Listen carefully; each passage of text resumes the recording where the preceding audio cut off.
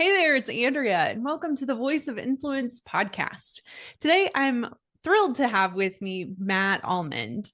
Matt serves as principal chair with C12 Business Forums in Lincoln, Nebraska. C12 is the world's largest peer learning organization for Christian CEOs, business owners, and executives, serving 4,000 members throughout the United States and internationally. Prior to joining C12, Matt served as Manufacturing Extension Partnership Director at the University of Nebraska, responsible for directing the university's efforts to help manufacturers in the state. Under his leadership, the program's project count grew by 10x, helping hundreds of clients improve their revenue, profit, and technology adoption. Matt's background also includes experiences developing and implementing turnaround strategies at several large manufacturing companies while in leadership positions. Throughout Matt's career, he has been a sought-after coach and mentor in the area of turnaround, manufacturing, and nonprofit leadership. Matt, great to have you on the Voice of Influence podcast. Great to be here. Thanks for the chance. Yeah, so fun fact, I interviewed your uncle this morning. Huh. I've been trying to get him on for a while. It I was bet that pretty was fun. fun. Yeah. Yeah, and you worked with him. You worked in a family-owned business for quite a while. And I know that you, and this is like, I know him, I know you through just growing up in the same hometown of Holdrege, Nebraska. It was just kind of fun. Friends with your sister growing up. And I was wondering if you could just sort of tell us a little bit about yourself, your background. Like, what did you go to school for? Were you always thinking that you would be a part of the family business? And how did that kind of work, your career journey kind of play out? Well, that's interesting because I'm convinced we make far too many giant decisions when we're very, very ill-equipped to do so. So I think owning a manufacturing company on the outside of town, or my family did, it's pretty clear that I would wind up in manufacturing. But 17, 18-year-old me thought I was going to be a pharmacist. Okay. So I went to UNK for pre-pharmacy and I failed chemistry. And that was a pretty clear message to maybe think more about that factory. So that, yeah, that was the plan and where I wound up. And how like did you start there? What was the process to, and where did you end up? I mean, can you tell us a little bit more about Yeah. that journey? I shifted over to the business school, just had a regular business administration um, major, and I think that served me real well. I think everything's a business. And if you're not sure what to do, that's a good kind of foundational education to have. Even in high school and college, I worked in the plant. So kind of grew up working in the factory, started licking envelopes, moved on to sweeping floors. And then when I was 15, started on the assembly line, building aero boards and light towers. And really did that throughout my early career, throughout education and stuff. And then I was able to move into inventory management, purchasing, things like that. And that all came from my observation that we were running out of too many parts out in the line. I was probably 16 or 17. And I looked at my dad. I said, "You need to fire all those morons in purchasing." And my reward for that attitude was about a decade in purchasing, where I learned they weren't morons. It's just a ridiculously difficult job, and you really have no chance unless the entire organization is being run well and you're able to coordinate with the design of the parts, the sales of the parts, the scheduling of the manufacturing. I mean, it all has to be built together and coordinated. So once you do that, then you have a chance. Mm, that's so funny. Okay, and Allman Brothers manufactures, or this is what I always knew it for, was the maxi lights. So like my sister and I would be like, oh my gosh, look, it's an Allman Brothers thing, and like we'd be out on the interstate in Chicago or something, and we'd see something. We're like, that was manufactured in our hometown. That's so cool. What else did it do? Yeah, light towers were the big thing, and our family still takes photos if we find one somewhere far away from home. It's just a cool thing to be tied back to Holdridge. But beyond light towers, there's a large heater. Yeah, everything we built was kind of site support equipment for construction or things like that. Everything was trailer mounted, so we built just thousands and thousands of trailers every year. So they would all provide light or heat or power, and then also had aero boards, and you'll see them on the interstate or highway to tell you to change lanes during construction. Those were a bigger part of our portfolio when I was in high school and college. And it was your grandfather that started the company, is that right? Yeah, my grandpa and his brother in 1938. I I remember just like last week, I was driving down the road and I saw some company that had it was some underground company, and there Yeah. were all these spools of things behind their business and everything. And I thought to myself, how does one just decide to start an underground company? Like how do you get into this sort of thing? And so I guess that's kind of what I was wondering. Like, how does something like this get started? How do you choose to start a business like this? And then, not that you were there for the initial choosing, but like I'd love to hear a little bit more about that story. So my grandpa started and his brother started a service station. So they were selling fuel and oil and started doing repairs on cars. So maybe that's the equivalent of my pre-pharmacy education. But they needed a welder in their shop and they couldn't afford one. So they just designed one with their understanding of electricity and what had to happen. And someone came and bought that. So electrification wasn't super common in rural areas in the 30s and 40s. So they kind of threw together a generator as well. So with a genset and a welder, you could work out in the field or in areas that didn't have electricity. And I guess the legend that we tell, at least within our family, is as a farmer from the Panhandle saw the welder and said, "I'd like one of those." So they sold it to him and built themselves another one, and that just kind of started the process of really being largely a welder manufacturer for the next 40 to 50 years, maybe a little bit more. Hmm. So essentially solving a problem that you just encounter, and you, who knows where it might end up. Yeah, and having to do with, portable work and to do with electricity. So I think at the time, welding was really the need. And then as they continued to work with customers and say, "What else do you need?" They were at a Peter Kiewit work site, and I'm not sure who they were meeting with, but he gestured at a light pole and some lights that were mounted on top and a gen set they had sitting next to it.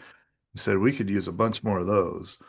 So went back to the shop, designed one of those, and that's really what we sold, Hmm. just thousands and thousands of every year for a long time.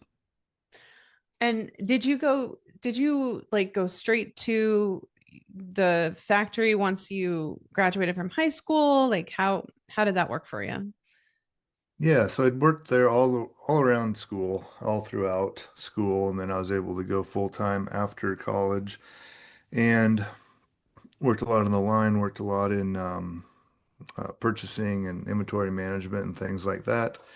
And then I decided I wanted to get a job somewhere that didn't have my name on the wall, and I wanted to get a raise and a promotion, and then I'd feel good about coming back. So that led me to Rochester, Minnesota, and McNeilus Truck, a large concrete cement truck or transit mixer manufacturer and garbage truck manufacturer. So I learned a lot there. Do you think that when you decided to go, were you thinking I need to go learn more information and bring it back? Or were you feeling like more like I need to go prove myself to myself and then come back? Or both? Probably both, and I wanted to make more money. So Sure. there were more opportunities to kind of uh, take a jump in salary and do that too. So And then what was your role as, kind of you finished out your career there and eventually you guys sold. What role did you play in that whole process? So after McNeilus, I went to McNeilus to work in purchasing, and then I got to be in more project management, and I got to be a part of a huge project where they really turned around the entire business and just implemented a ton of best practices. So that gave me kind of my first experience of watching a best practice be taken off the shelf, be installed, and just start making money. So that was pretty cool. And that job got to where I was working more than like 100-hour weeks, week after week, and I had a baby at home, and it just was pretty clear this wasn't going to be a long-term choice, and it had been about 4 years. So I was on my way to Colorado to interview at another factory, and my dad said, "You should stop by the plant and talk to the current president and all that." So I did that, and it really just felt like everything I had learned at McNeilus, they needed work done in that area. And all the parts of business that I didn't understand anything about, they were doing really well. So it just really felt like a perfect fit where I could take what I'd learned, bring it back, start implementing those same best practices, and really create some radical growth. Did you have any like hesitancy coming back? I just can imagine like, okay, I'm coming back to my hometown. This is the family business again. I've been working with family. Will I get to do what I really want to do? Was there any hesitancy or what were your thoughts about it at that point? I don't think so. I mean, we loved Minnesota, and we had probably the best friends of our lives still live there, and we try to visit every year. So, that was hard to walk away from. But for me, having the ability to play a bigger role in a factory that needed some work done, I think that was just super exciting, and love the opportunity to come back home. Actually bought the house I grew up in and lived in that for years, so it was really fun to yeah come back home and raise a family there. Mm. What would you say your particular strengths are when it comes to leadership and in this manufacturing kind of world? Yeah, I think I have an obsession for efficiency and really a focus on identifying where waste is and where you're introducing risk. And I guess maybe the larger piece of that is just being able to see through the fog and simplify problems. So when there's a chaotic problem that's that big, there's usually a relatively simple solution to it. Doesn't mean it's easy, but it is simple. So if you learn just a few best practices and you look at what you're facing, um, I think I've naturally always been drawn to strategy. So I have a good strategy development and deployment process, and I could just start that there, really confident that we'd get to the end of that process with a plan and then go implement that plan. And creating the plan doesn't mean you know how to implement it, but at least you know what you're trying to do now, and you can go hire people or get help or do what you gotta do. Okay, so like when you started working back there again and you knew that there was a place for you there and for the gifts and then now the new experience that you'd had, um what did you do that made a difference in the next few years? How did you use that superpower or strength once you got back? Sure, it was pretty straightforward. The problem in the plant when I came back was part shortages on every line every day. So it doesn't matter how good your process is, how good your training is, how hard people are trying. You can't build what you don't have. So I saw a lot of orders being built up halfway, pushed outside, brought back in, and finished a few days later. And I could just see all the waste in that. So really the solution was pretty straightforward. And I think lean manufacturing brings a lot of the solution around uh, you know, parts component supermarkets and Kanban systems and agreements with suppliers to always be able to, turn an order when send them notice.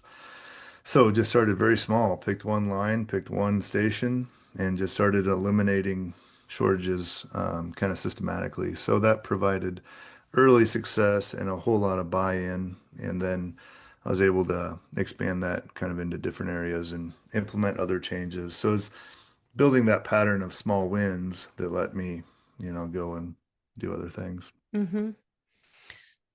And once you guys kind of got to a certain point, it sounds like you had some opportunities there, and there was maybe some opportunities for to be purchased as a company to sell. I'm wondering how, first of all, you decide that yes, we do want to, like, it makes sense for us to sell a company that we've, has been in our family for so many years. And number two, um, how you decide where to, like, who to take, who to sell it to. Right. Yeah, I don't know how people know, but as soon as the business grew significantly in revenue and then became very profitable, offers just started coming in. And I think consolidation in our industry wasn't anything new. So we'd kind of seen friends of ours and friendly competitors sell to larger companies and kind of knew how that worked and what those sold for. So we entertained some offers that were just silly and too low and didn't make any sense. And then I think we got one that was silly and too high and kind of forced us to consider it.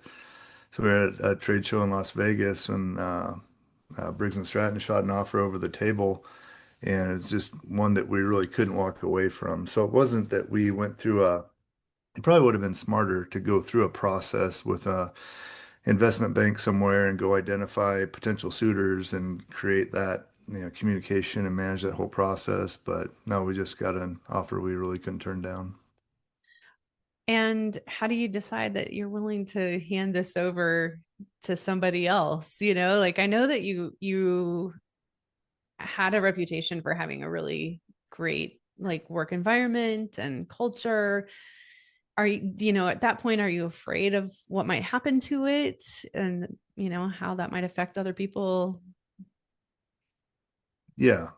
So you do your due diligence and you try to figure out if this is going to be a good custodian or caretaker of the business and of the brand. And I think we really believed it was, and we did have a lot of conversations.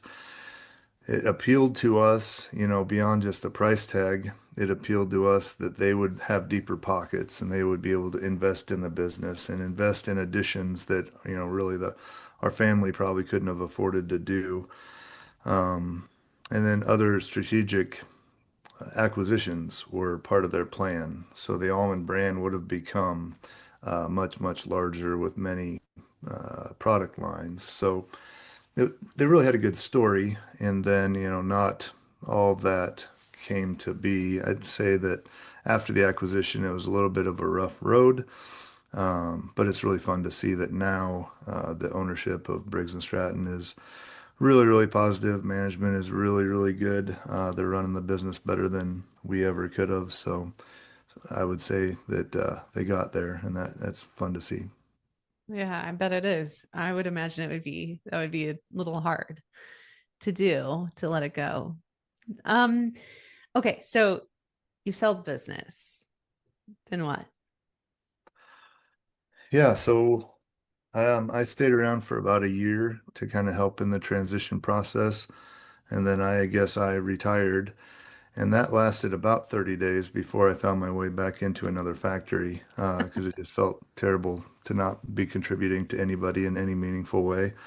So, wound up working with a friend whose business needed some of the same tools implemented, I would say, to kind of realign them with the market realities that they faced. So we did that, spent a year there, and that turned out just tremendously successful and is still a successful business in Lexington now. So did that for that period, and then I moved on to Tiny Hands, or what is now Love Justice, and that was a ministry I really cared a lot about, and I was on the board for several years and just came to the point where they really needed someone on staff that was able to implement some strategic change and help scale up the donations and increase their budget. So came on board and did that for a year and a half. Why did you care so much about that ministry? Yeah, Love Justice is pretty neat. They work globally to stop basically human trafficking, and a lot of it is child trafficking. So we have four daughters, and I think just traveling the world, at Allmand, we shipped product to 50 different countries, so I kind of had an excuse to go anywhere in the country. We either had a great customer there or we didn't, and both are a good reason to stop by. But I think through that process, I just saw things and kind of realized what an unsafe world this is, especially for little girls. So I got involved in, several ministries that do work like that. So it's fun to see at Love Justice, fun to see the work that they do, the impact that they have. For example, back when I was on staff, it would be an incredible month to save 140 potential trafficking victims in a month.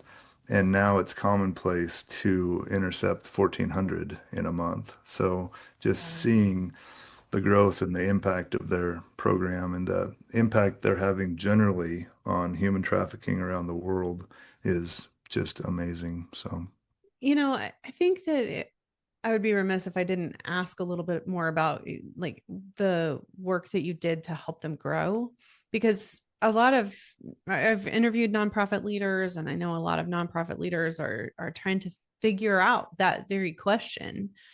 And so, is there anything that you could share with us about either strategically or practically, like what is some advice you have for people that are wanting to grow their nonprofits? yeah. So at the same time, nonprofits are kind of funny because it feels like a different thing, but also they're just a business. I mean, they have a product, they have a service, and they need income. So a lot of the tools really did transfer. And I would say where many nonprofits struggle would be in sales or in, development, fundraising. So the solution, and I would say they're not done. Even today at Love Justice, we'll have a board meeting in a couple of weeks, and this will be a topic of conversation. How do we reach more donors, and how do we, connect them to the work we do? I mean, I think maybe that just goes on forever, but I think part of our solution set was just to build more income streams and not be so reliant on large donors and big one-time gifts, but to build recurring donors, even just small donations that came in every month from a larger group of people that cared about the work you did. Mm, mm. Okay. All right. So then you move on to University of Nebraska, helping with manufacturing through them. And how did you like what was the process of you starting that and what did you do there? Yeah, so that was a crazy transition. I was happily employed at Love Justice, and we'd done a rebrand. We'd created Project Beautiful to get recurring gifts. We were partnering with churches. I mean, we had a lot of things getting kicked off. And then I had a dream that I worked at at University of Nebraska, and I've never had a prophetic dream. This isn't how my life works. So I woke up and just went to work, but by lunch I just couldn't shake that thought. So I went to unl.edu, clicked on careers, typed in manufacturing, thinking that'll satiate the curiosity and I can move on, and found the job listing for the director of the Manufacturing Extension Partnership. And as I read through that, it really just felt like another perfect match for what I had done, helping manufacturers identify best practices and get trained up on those and get those implemented. So that's essentially what I did for 7 years within the university system, working with manufacturing clients. And what kind of it said that there was like pretty good growth in the midst in that amount of time. And I'm wondering what the growth really was. Like what change took place while you were there? So really the same sort of process. I mean, we just did a strategy development deployment process. So we identified where we are, where we wanted to be, how we wanted to, or how we could get there, and then created what three things can we focus on in the next 12 months to close that gap. So for us, it was develop new services and interact with more manufacturers. And there's probably a third, but I don't remember it. Those were the significant things. So we just started building in tactics and action items on how you do that. So built from probably three services that we could provide at the beginning. We built out a suite of 50 services that we could provide, and then hired a marketing resource and worked really hard with LinkedIn and Facebook and everything else to connect to Nebraska manufacturers. And just bit by bit went from doing a project or two a month to multiple projects per week. Then just kind of grew from there and yeah, had some impact. Before going into what you're doing now, I'd like to pause here for a second and just talk about manufacturing. What do you think that manufacturers are dealing with now? What are the biggest challenges and opportunities in manufacturing right now? I think the big thing that is there, and it was there before COVID, and it'll be there, after I'm gone, is hiring people and trying to find enough labor, enough people who are interested in coming in and help build the product. So there's several solutions to that. We can kind of get into that. But the other thing that really got bad during COVID would be supply chain. And so availability could be highly variable during that time period. But then one we're still seeing today is price. So with tariffs and availability and whatever else, you'll see prices jump up and they go up fast and come down very slow if they ever do come down. So I think those are two common pressures that are on every manufacturer. And then you have kind of the normal business pressures of competition and which way is your market going? Is what you sell, is it in demand, or do you need to be expanding your product line and designing new things? And do you think that leaders in manufacturing are feeling like they can do anything about some of those problems? So, for example, the workforce situation and the supply chain. How much power do they have? What can they do that would actually make things better for them? I do agree that there's a lot of challenges that you face in manufacturing that you can't do anything about. So that always motivated me to identify the things I could and work really, really hard on those. So I could still have the rug pulled out from under my feet, but at least what I'm capable of impacting could be done very, very well. So several solutions around the people problem or the labor shortage could be automation and could also be outsourcing, or it could be design for manufacturability. And I would say we used all three of those, reasonably well in the manufacturing plants that I've worked in. But all of those are always an option. And really, it made me think of probably the most exciting projects I led at Allmand would be redesigning the product completely for manufacturability. So we took our most popular light tower, redesigned the entire thing. The cost of the product, the cost of the components and everything actually went up a couple $100, but we designed it in such a way that it almost put itself together. So you could get a lot more product put together each day on the line. And so that's a problem, or that's a solution that really addresses, multiple factors. Hmm. What about the supply chain situation? Tariffs, whatever. I think that can also feel like you can't go get the stuff yourself. So what are the options? Yeah, so each product is probably going to have a slightly different solution. So I think you kind of 80/20 or Pareto principle that and identify here's the part numbers where we have the biggest risk and liability of having a supply chain interruption, and then you figure out what can you do to eliminate that risk. So it could be changing suppliers, and it could be as simple as a different supplier in town, or it could be as simple or as complex as a different country, move it from China to Mexico or from Mexico to, somewhere locally or things like that. Or redesign the product so it doesn't require that part. There's just some parts that they're made out of something that's going to always be really hard to get. So can I redesign that? And another opportunity is to redesign something that had to be purchased into something that you can make yourself. And that's kind of the make buy decision. There's going to be times when outsourcing makes sense so you can get stuff done and maybe your method of manufacture has been inefficient, but there's going to be other times where bringing it in puts it, that liability all within your control. So when you're making changes in a factory, does that ever bother people? So like in general, I've seen a lot of people really struggle when there's a change. Is that the same like on the factory line or inside the factory in manufacturing, or is there more receptiveness to change? What are your thoughts on that? Yeah, I don't think most people like change. So anything's going to be different. You're wrong and bad. So a couple different ways that I've addressed that is one, start small and go after the low-hanging fruit.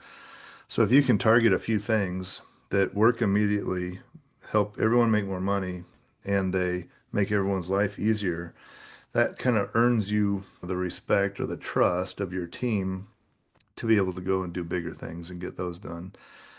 So I think that's one part of it. And I think another part of it is involving everyone in the decision, the discussion, in the action. So I'm just not walking out to line three and delivering the new way they're going to build maxi lights. It's you go out there, you sit down and talk. Um, One of the best things I did on our maxi line is I walked out and said, "All right, who here is the best at assembling maxi lights?" Everyone's hand went up and they pointed at this guy. So we walk over and I said, "All right, we're going to do it his way every day for a week because everyone kind of had their own way of doing things." So once you've identified one best way, then you turn the ownership of that process over to the people working on that line. And I would just tell them, your job is to do this better tomorrow than you did today, forever. So it's not an imposition, it's not a command. It's, hey, here's a best practice. Now let's go make it better. Hmm. Do you have any examples of also when you were able to start small and then go to a bigger change, like start with a small change that earned trust, and then you went to a bigger change? Yeah, within the parts shortages. So I mean that was a real easy thing to see. Um, and I remember someone asking me, "So what are you going to do here?" Because I think my job was something to do with inventory management when I first came back to the business. And I said, "Well, I'm going to eliminate parts shortages." And they just laughed and said, "Good luck," and walked away. But I think I started on nuts, bolts, and washers and just took a look at our process for ordering nuts, bolts, and washers and completely changed it. I think we turned it over to a third party, completely eliminated any shortage of nuts, bolts, and washers. So there's a few things that we didn't run out of that day and, every day moving forward. And then you go do that to a few other commodity types, and you just grow and grow. So I think if there's a positive outcome that's identifiable by everyone involved, then all of a sudden life gets pretty easy when you want to change something. So what kind of changes should people in manufacturing be considering as you're looking down the track a little ways? What are you seeing in the future? Well, yeah, every client I've ever worked with, there is still opportunity to implement lean manufacturing. So I think that's a suite of tools that I think everyone can benefit from.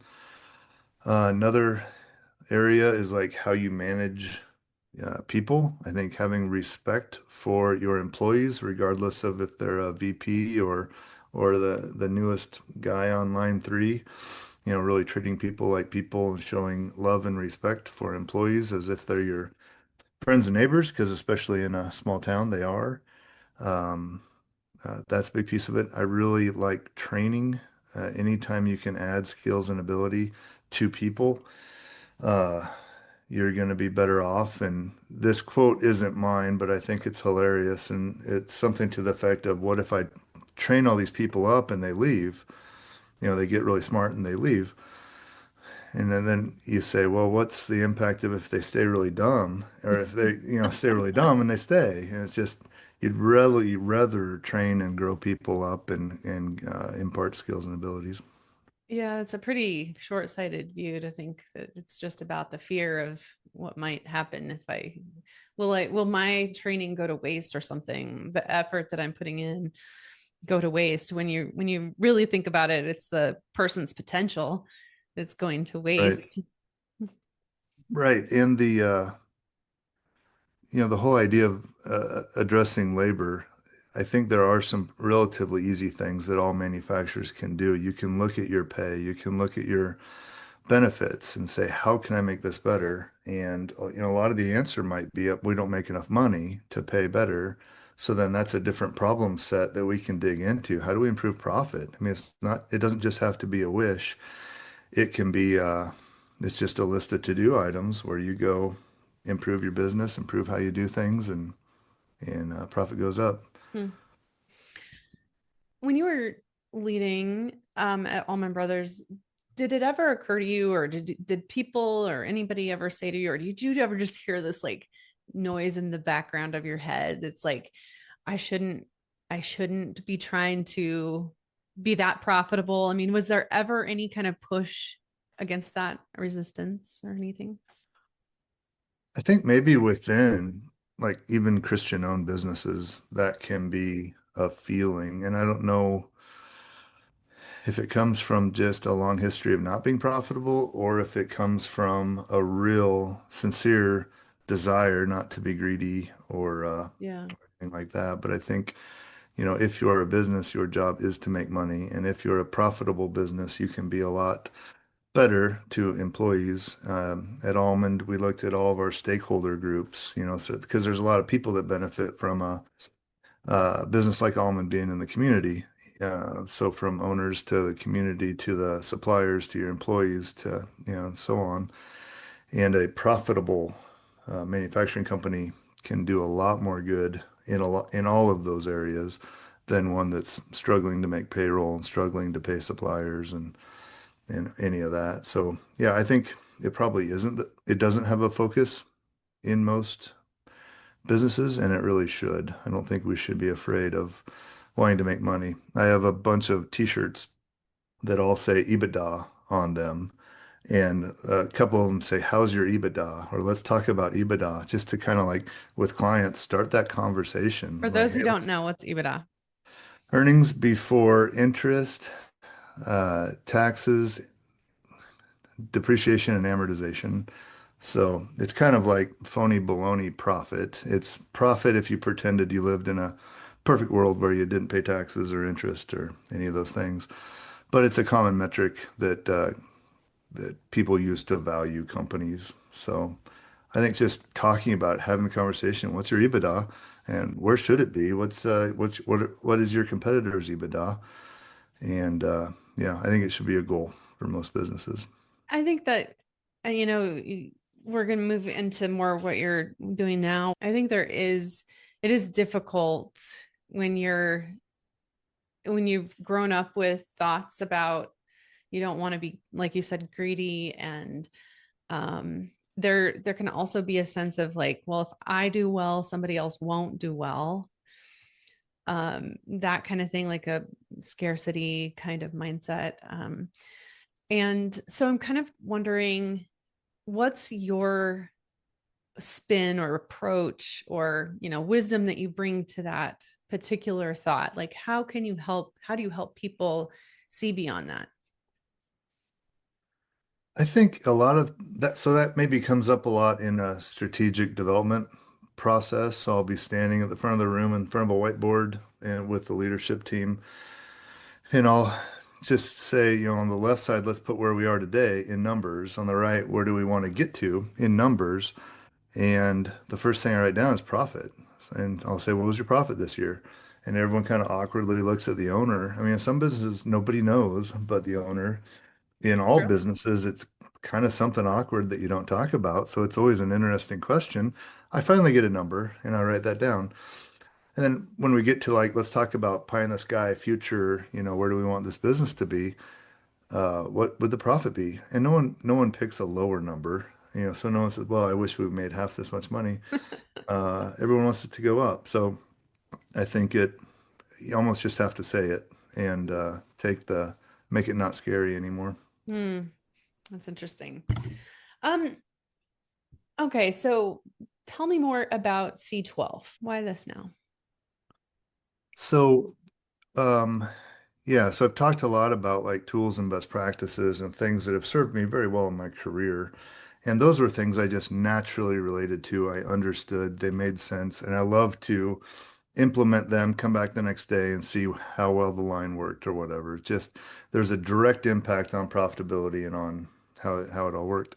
I would say for most of my early career, I didn't understand that in relation to, well, relationships and community and friendships and your, networking.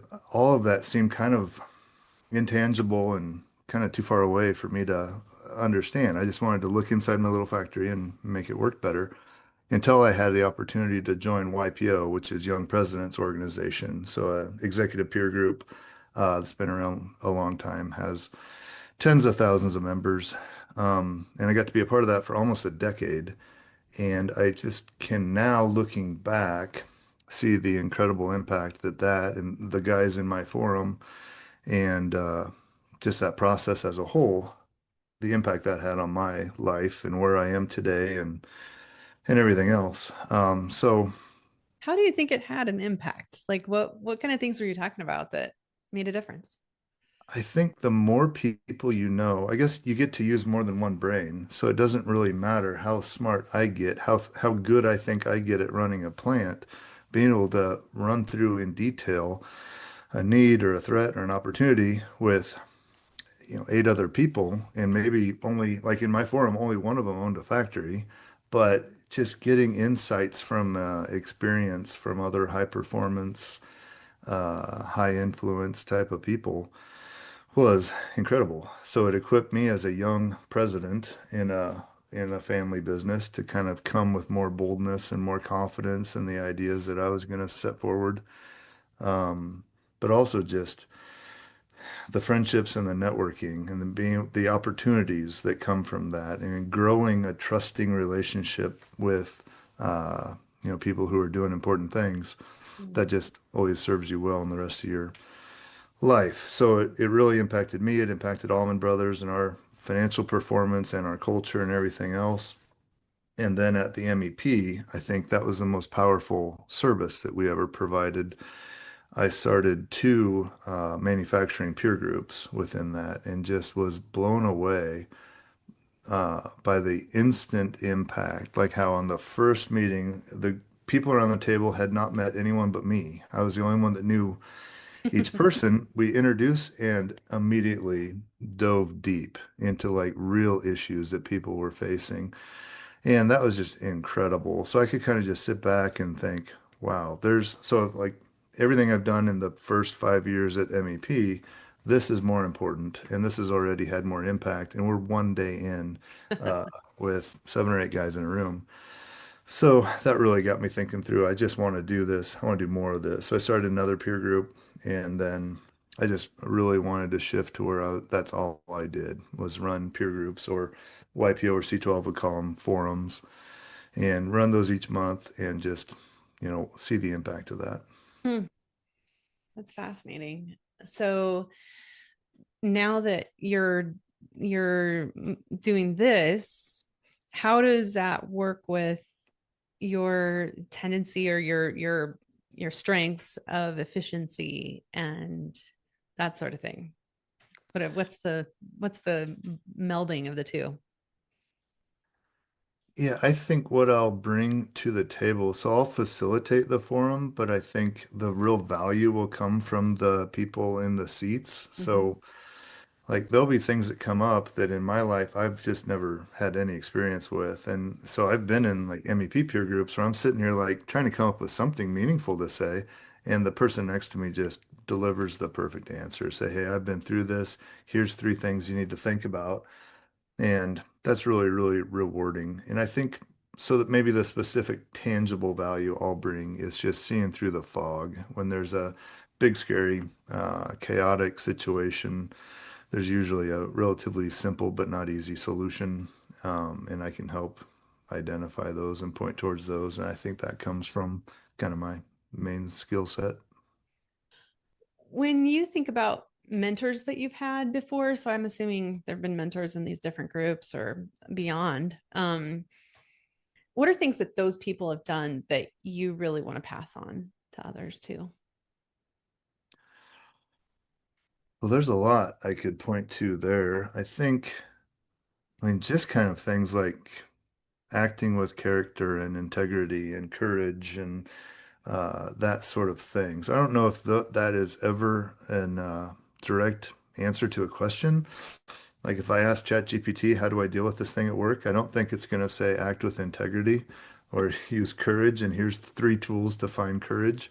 But I think that does come through the examples and the stories when you're in that sort of a forum relationship with a group. Hmm. Okay, so I'm going to throw you a curveball. You didn't know this was coming. Do you mind if we do a little rapid fire session real quick? Sure.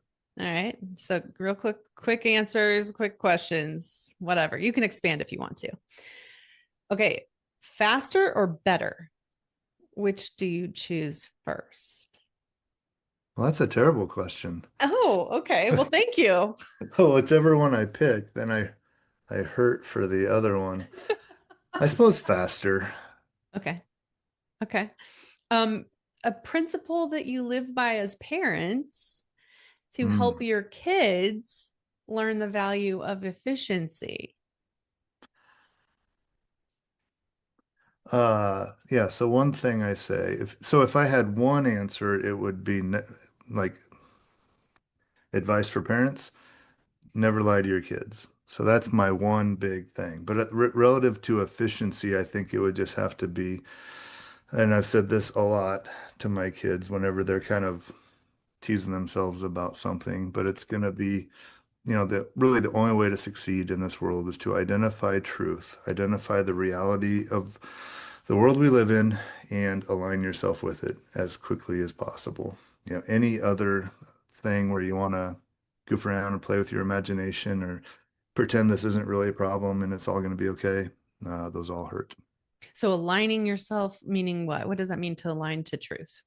Yeah, align your behavior with truth. So I think you could be like if they were in a bad situation, but they really like the people or something like that, really you kind of just have to push back from the table and think about it for a second and think, this is really a bad situation. I need to either correct it or leave, not just ignore it or pretend it's better than it is, or it could fall into like not having a plan too. I'm going to do this and then I'll be here. And you can put some pressure into, really? How does this get you here? I don't know. Hmm.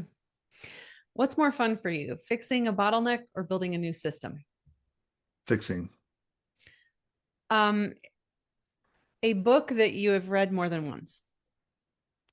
Wow. 5 Minute Manager. It's kind of a classic. Yeah.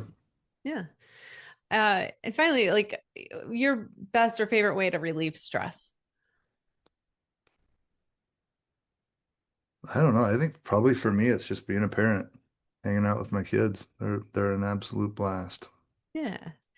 Okay. So, Matt, how can people connect with you and learn more about C12? Yeah, I'm in all the normal places, so Facebook and LinkedIn, probably where I check on things the most, but joinc12.com is a great website to kind of be brought up to speed on the concept or my work specifically. Okay.